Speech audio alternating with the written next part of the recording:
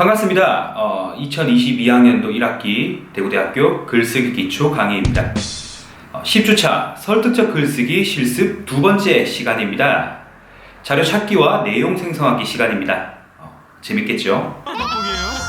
이번 시간에는 지난 시간에 했던 계획하기에 이어서 그 다음 순서인 내용 생성 단계인데요. 내용 생성 단계는 여러분들이 글에서 다룰 내용을 만들고 정리하는 과정입니다. 그 중에서 오늘 중점을 둘 활동은 바로 자료 찾기인데요. 자료 찾기는 글을 쓸 여러분들이 주제와 관련한 내용들을 직접 조사하거나 다른 사람들의 자료를 찾아서 읽고 분석하는 과정에서 새로운 내용을 생성하는 방법이라 할 수 있겠습니다.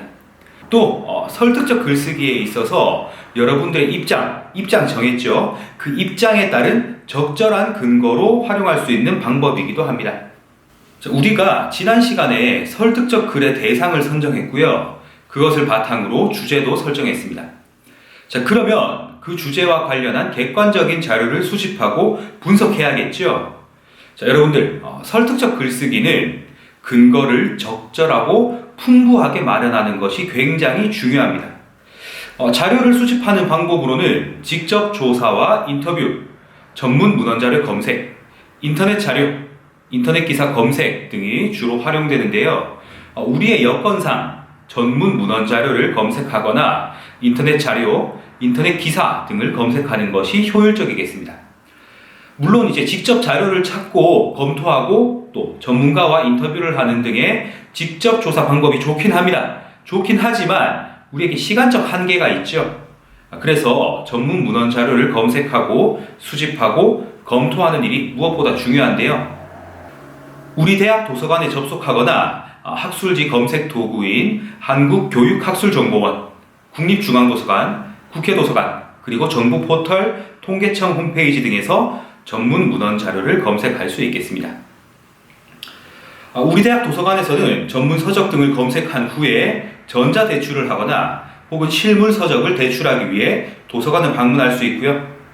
한국교육학술정보원의 경우 교내 인터넷망으로 접속을 한다면 무료로 이용이 가능하고 교외 인터넷망이라면 우리 대학 도서관 홈페이지에서 로그인을 한 후에 하단의 학술연구정보서비스 배너를 클릭한 후 접속해서 자료를 이용할 수 있습니다.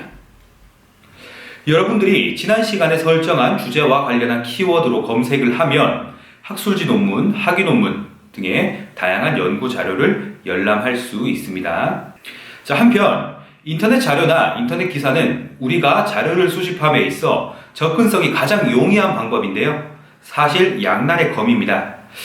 쉽게 편하게 정보와 자료를 수집할 수 있지만 출처가 불분명한 자료도 많고 자료의 신뢰성 측면에서도 문제가 많이 발생할 수 있기 때문에 아이디어 정도만 얻는 것이 좋겠습니다.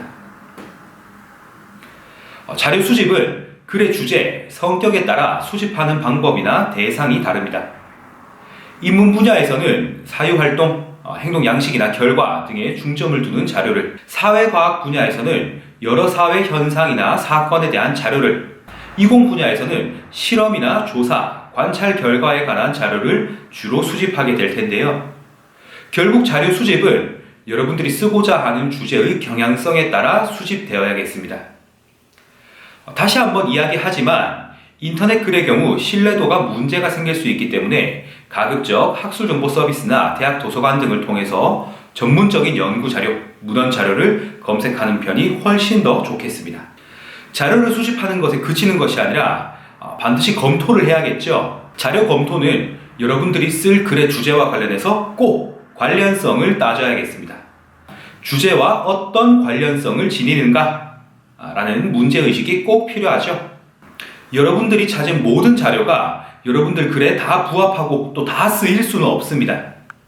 자료를 검토하다 보면 여러분들이 쓸 글의 내용을 생성할 수 있는데요. 이때 중요한 것은 여러분들이 글로 쓸 주제의 구체적인 요소에 따라 자료의 활용 방안을 꼭 염두에 두어야 한다는 것입니다.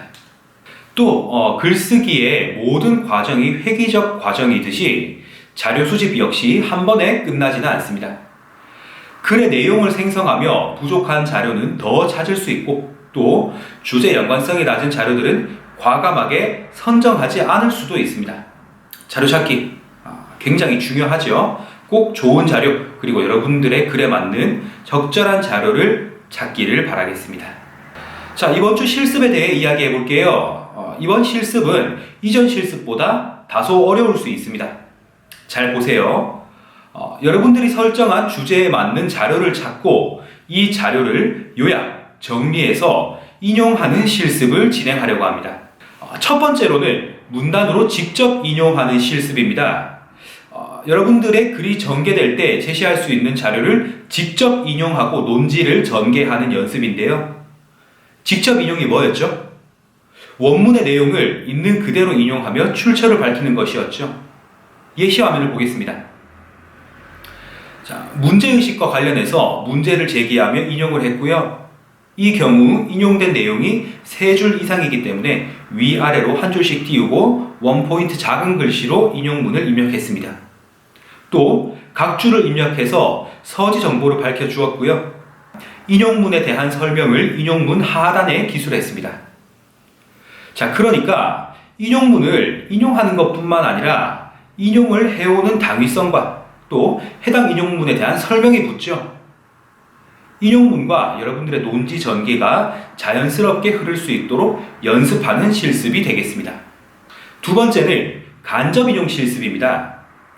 간접 인용은 인용문의 내용을 살리되 여러분들의 문장으로 일부 수정해서 인용하는 방식입니다. 작은 따옴표 안에 인용문이 들어가고요. 인용문을 기준으로 앞, 뒤에는 인용문과 내용이 자연스럽게 이어져야 합니다. 직접 인용과는 달리 여러분들의 글 본문 안에 인용문이 기술되고요. 이때 인용문에 대한 간단한 설명 혹은 정리하는 문장을 제시함으로써 전개가 매끄럽게 진행될 수 있도록 합니다. 간접 인용의 경우에도 마찬가지로 각 줄을 통해 서지 정보를 밝혀주어야겠습니다. 세 번째는 표나 그래프, 그림 등을 활용하는 실습입니다. 표나 그래프, 그림과 같은 자료들은 여러분들의 글을 더 풍부하게, 독자에게 더 직관적으로 전달될 수 있는 자료인데요. 마찬가지로 타인의 연구 결과물에서 인용해 올 수 있습니다. 다만 다른 인용 자료와 마찬가지로 표나 그래프 등을 제시하는 당위성과 개연성을 확보하고 자료를 제시한 후, 자, 여기서 중요합니다. 자료에 대한 설명이 들어가야 한다는 것. 그리고 자료에는 캡션을 달고 표나 그림 번호를 부여한 후에 제목과 함께 각 줄을 달아 서지 정보를 밝혀주세요. 고민을 많이 해야 하는 실습입니다. 자료를 수집하지 않고 또 읽지 않고는 진행할 수 없는 실습이죠. 여러분들 글에 활용할 자료 잘 찾아보고 읽고 분석하고 내 글에 활용할 수 있는 연습을 해보겠습니다. 서지정보 작성법은 작성 예시와 함께 스마트 LMS에 공유해 놓았으니까 꼭 참고하도록 합니다. 다음 주에는 다시 강의실에서 만나도록 하겠습니다. 강의와 관련한 궁금한 점, 질문은 고민하지 말고 우리 같이 소통하도록 합시다. 그럼 저는 이만 물러나겠습니다.